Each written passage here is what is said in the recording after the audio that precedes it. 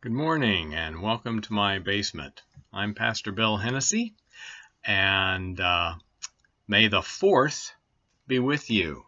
Today is Star Wars Day, the 4th of May, on Monday, and this is my daily Bible study during our time of separation because of the pandemic.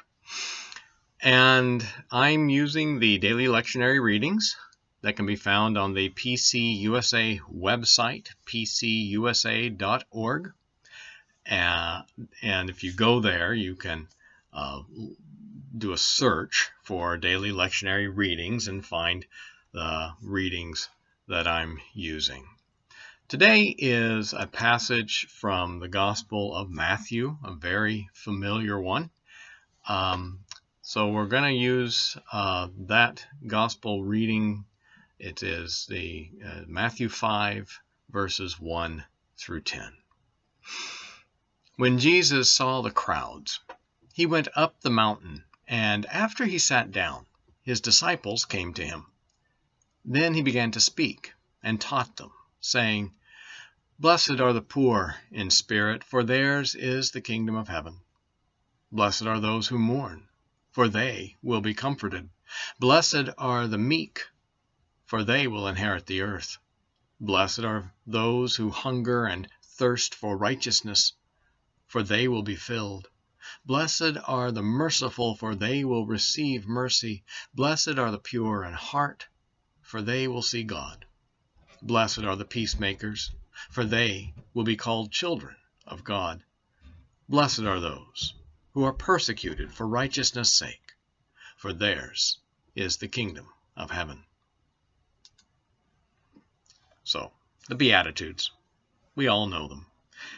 They have been a part of the church's teachings for 2,000 years, and I'm sure have been read in many of your devotional and worship spaces over your whole lives.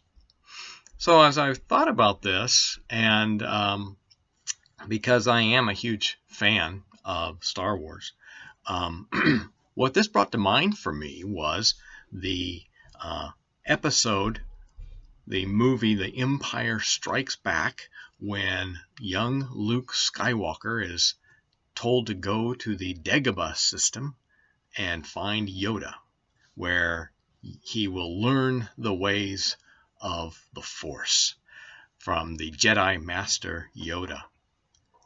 And one thing that Luke discovers is all the things he has been taught about how the world works and about what it means to be a hero are wrong. He has to let go of his prior assumptions. And I think that's what the Beatitudes are all about. The Beatitudes, what Jesus is conveying to the people, especially to his disciples, is those assumptions that we make about human experience and who is favored and who is not are completely backward. Blessed are the poor in spirit, for theirs is the kingdom of heaven. Now, how is that possible? How could you possibly be closer to God if you're poor in spirit? And yet, when we allow ourselves to really consider that, you've got to call to mind that being poor in spirit has to do with feeling,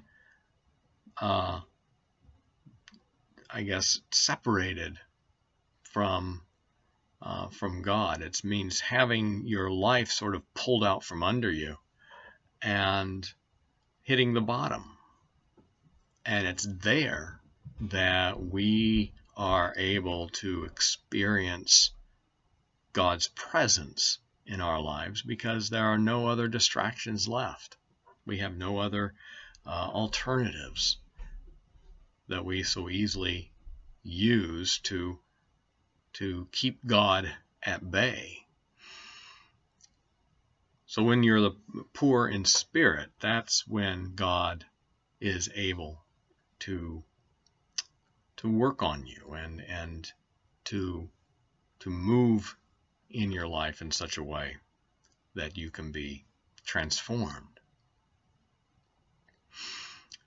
In Psalms, I believe it's Psalm 34, there's a verse that says, "The Lord is near the brokenhearted and saves those who are crushed in spirit." That's what I think Jesus is getting at here. Blessed are the poor in spirit, because then they're in a position to really experience the presence of God. Blessed are those who mourn, for they will be comforted. How can we know what it is to be cared for if we never experience loss? So Jesus is saying that those who mourn aren't abandoned. They're enfolded by God. Our tendency is to pity people who mourn, rather than recognize that in our grief, we are able to, again, experience God's presence more fully, if we're open to that. Blessed are the meek, for they shall inherit the earth. That goes completely against our assumptions. The strong are the ones who survive. The strong are the ones who get all the spoils. And Jesus is saying that the meek, that doesn't mean weak. That's a very different concept. Meek, meaning humble, meaning those who are able to express compassion. These are the ones who ultimately are able to lead us toward redemption. The strong, the powerful, their reward is in the moment. But ultimately, it's the meek, the humble, the compassionate who apparently are able to withstand the difficulties of life and to help others find their way through it. And so it goes on and on, sort of reversing all these assumptions that we carry with us and that we teach one another in our lives. This piece of wisdom, I find at times, hard to live fully. It's hard to maintain these affirmations especially when you are in the position of experiencing, poverty of spirit or grief. It's hard sometimes to maintain our confidence that we are not at the mercy of our circumstances, and aren't defined by our circumstances, but that we can transcend them in some way. And this is what Jesus is conveying to the people around him over and over that who you are in this moment is not the totality of your value, that God values us beyond what we experience and beyond what our circumstances might convey.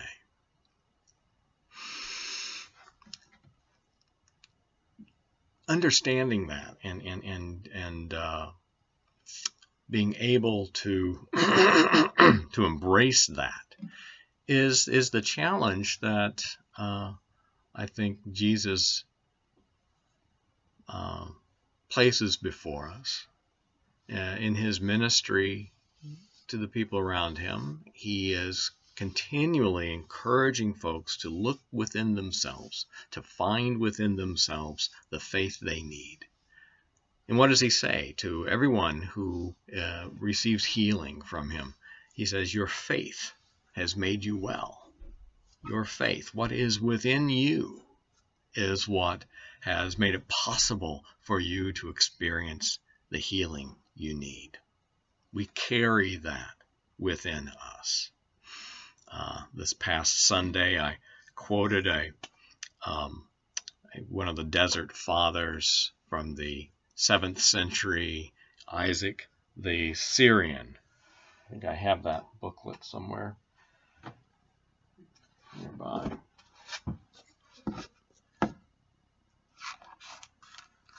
He once said, "Be at peace with your own soul, then heaven and earth will be at peace with you. Enter eagerly into the treasure house that is within you, and so you will see the things that are in heaven. For there is but one single entry to them both. The ladder that leads to the kingdom is hidden within your soul. Flee from sin, dive into yourself, and in your soul you will discover the stairs by which to ascend." The ladder is hidden within your soul. It's a powerful image. We carry within us all that we need to experience God's presence fully. This is what Jesus is trying to help us understand, and to help the people around him to understand. That we carry this within us, and it's up to us to tap into that, to that sense of God's presence through our life, through the things we do, through the way we move in the world. So to illustrate that, I go back to The Empire Strikes Back. Wonderful movie, by the way. Luke Skywalker is on Dagobah with Yoda, learning the ways of the Force, and Yoda is pushing him, trying to get him to further sort of extend himself and experience his unity with the Force.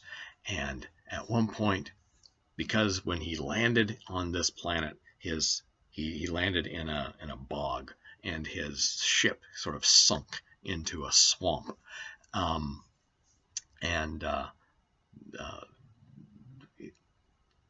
Yoda tells him to pull the ship out of the swamp using the Force. And Luke tries and he can't do it. And before he tries, he says, I'll try to do it. And Yoda has that famous line, "There is no try, do or do not." But Luke isn't able to do it. And he says, it's impossible. What you want me to do is impossible. No one can do this. And he walks away. And as he walks away, Yoda extends his hand and causes the ship to rise up out of the swamp and to land on dry land. And Luke looks at it and he says, I don't believe it. And Yoda says, that is why you fail. Because we don't accept God's presence within us, we find it hard to believe that we can be united with God, that we do have within us the ladder to the store of, to the treasure that is the kingdom.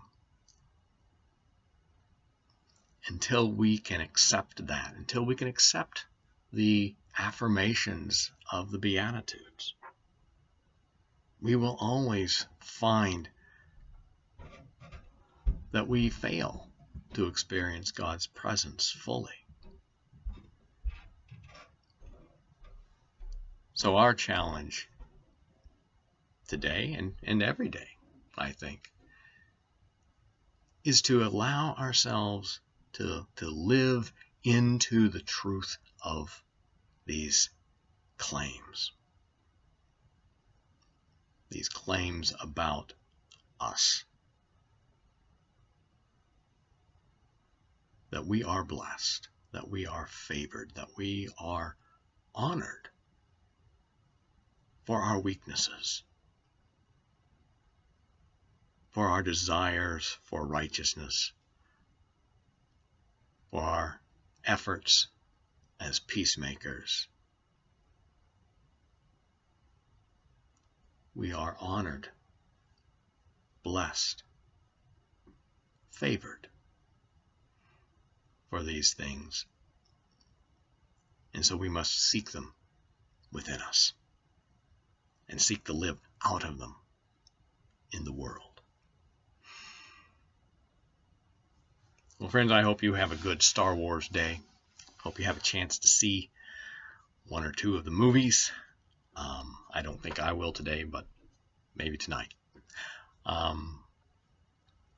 And I do hope you're remaining safe and well, and are able to connect to the people you love through your various devices, or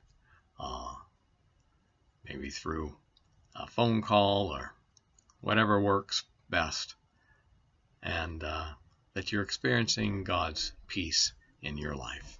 And again, may the 4th be with you.